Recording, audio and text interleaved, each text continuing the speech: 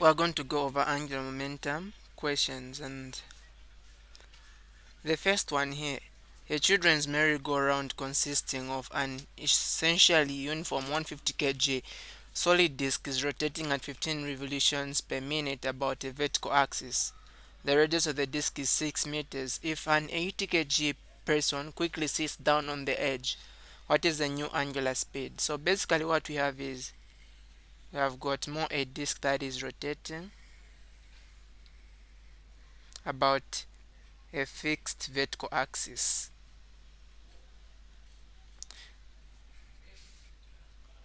So as this gets to rotate now, a man quickly jumps at one edge. So what is going to happen to the angular velocity? Well, the jumping on of a person on this disk increases the inertia, and when the inertia increases, there will be a certain reduction in the velocity that is going to be recorded. Now, here all we are applying is the concept of momentum. We know that momentum is given by mass multiplied by velocity, but because it's in angular terms, angular momentum symbolized by L is going to be equal to mass. The equivalent for mass in angular terms is inertia, and then linear velocity, the equivalent in angular terms, is angular velocity. So that is going to be the formula for momentum here.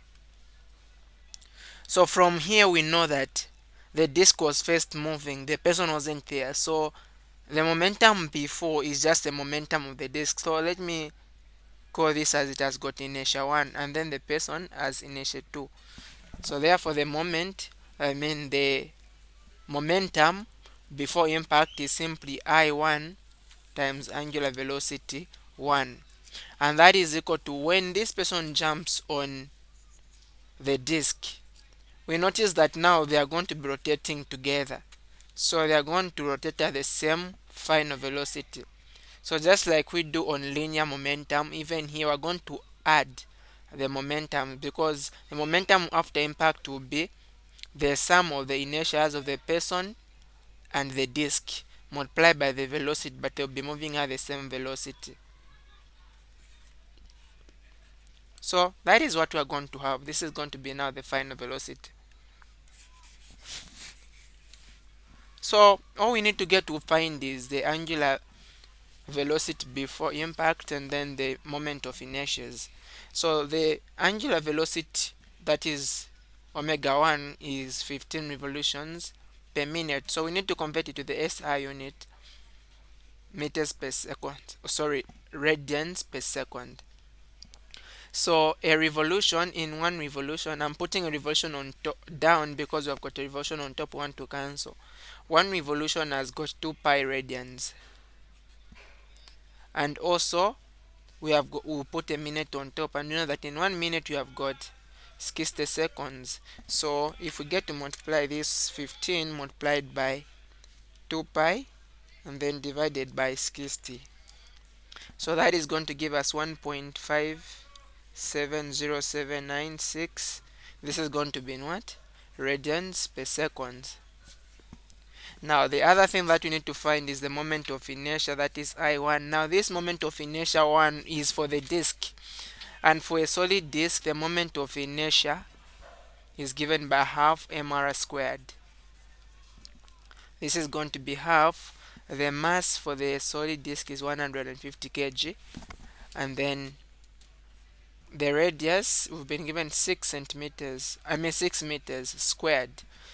Notice that you've squared a meter, so it will become a meter squared, so we need to note that, and that will be 150 multiplied by 36 and then divided by 2, or simply have multiplied by 150 by 6 squared. So that is going to be 2700. Moment of inertia is given in kg meter squared. That is because we've got mass in kg and then the radius which we have squared. Now the second moment of inertia, that is the inertia of the person. Inertia of a person, and these more things which do not have like a fixed point of concentration of mass, or let me just say something that is not more secular, like mass, the moment of inertia of a person, if we are talking about just sand or something like that, is given by mr squared, and that is going to be equal to the mass of the person is 80 kg.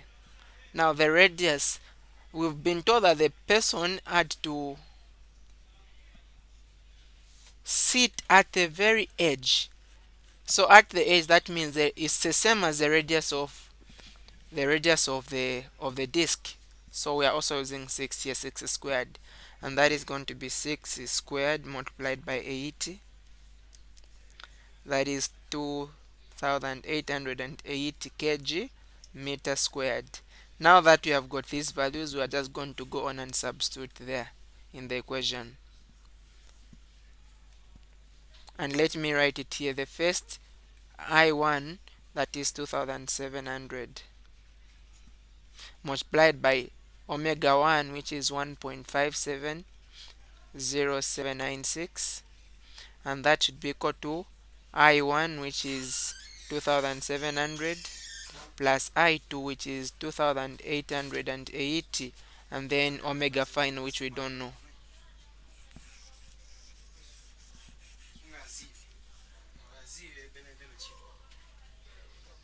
Okay, like that. So let's get to multiply 2700 multiplied by 1 point, there's a point here, 1.570796.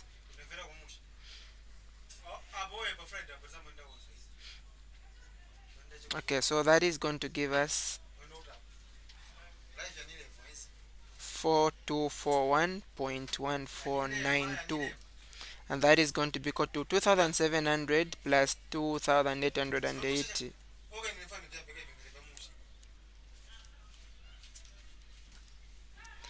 That is going to give us 5580 omega final. So to remain with omega final, simply divide by 5580 both sides. So we have got 4241.1492 divided by 5580. So that will give us about 0.76006. This is going to be in radians per seconds.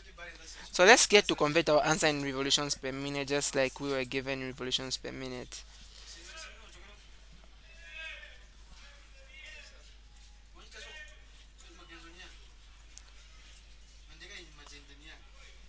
So we have got a radian on top. I'm going to take it down, and then I want a revolution on top. So we know that in one revolution we've got 2 pi radians, and then we have got a second down. I'm going to take a second on top, and then a minute down. Know that in 1 minute we've got 60 seconds, and so we just multiply 0.76 by 60, which is on top there, and then divide by 2 pi, and that is giving us 7.258, which we can simply give as 7.26 revolutions per second. So this is the answer for this one. Now let's look at the second one. A disk of inertia 0.015 kg meter squared is rotating at 3 revolutions per second. A trickle of sand falls onto the disk at a distance of 20 centimeters from the axis of rotation, and so that builds up a 20 centimeters radius of sand on it. How much sand must fall on the disk for it to slow to 2 revolutions per second?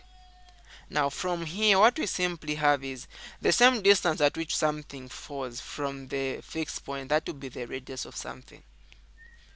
So same here, from the law of momentum, momentum before impact should be equal to momentum after impact, or momentum before should be equal to momentum after. Now before, it was just the disk which was rotating, so simply I1 and then omega 1, and that is going to be equal to, since the sand was there on the disk, they're going to have the same velocity, so that is going to be I1 plus I2, and then multiplied by the final velocity. So from here, what have we been given? We know what I1 is, that is the moment of inertia of the disk, and what is omega 1. So let's get to find that. Omega 1 we've been given 3 revolutions per second. Let's convert that to the SI. So we've got 3 revolutions per second. We want in radians per second. We know that in 1 revolution we have got 2 pi radians, and this will simply give us This revolution will cancel with this. I'll simply multiply 3 and 2. That is going to give us a 6. And then we've got pi. So that will be radians per seconds. Now, I2, that is the second moment of inertia. That is the moment of inertia of the sand. That is mr squared. That is because it doesn't have any fixed position or the fixed uh, volume or something like that. So the mass of what is supposed to fall, that is what we don't know. But we know that it created a radius of 20 centimeters. And 20 centimeters, we can calculate this, convert it to meters. That is going to be 0.2. So that will be 0.2.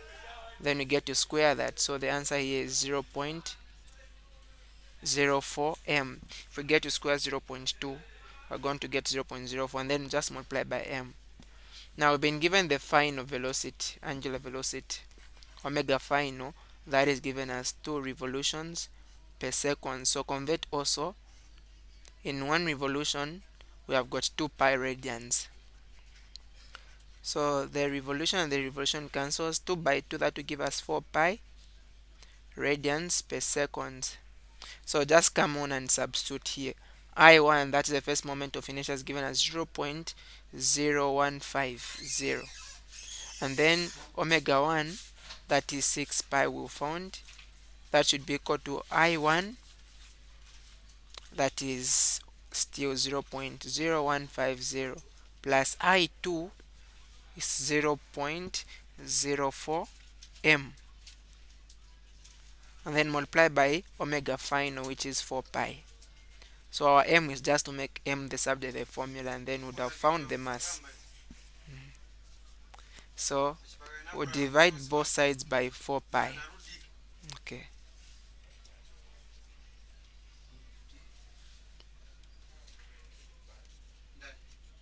So here we're going to simply, this will cancel out and will remain with 0.0150 plus 0.04 m, and that is going to be equal to the pi here is going to cancel with the pi there.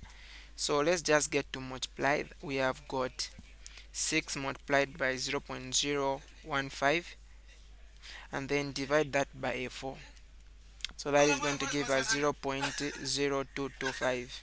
I'm going to take this term the other side, so I'm going to have 0.04 m is equal to 0.225. This goes the other side, becomes negative, so it will subtract. So 0.0225 minus 0.0150, and that is going to give us 0.0075. So to remain in the mass, simply divide by 0.04. So that will be 0.075 divided by 0.04. So that is going to give us 0.1875, which we can simply give as 0.19 kg. So that is going to be the mass of the sun that is supposed to fall. Then thank you so much for watching. Enjoy your day.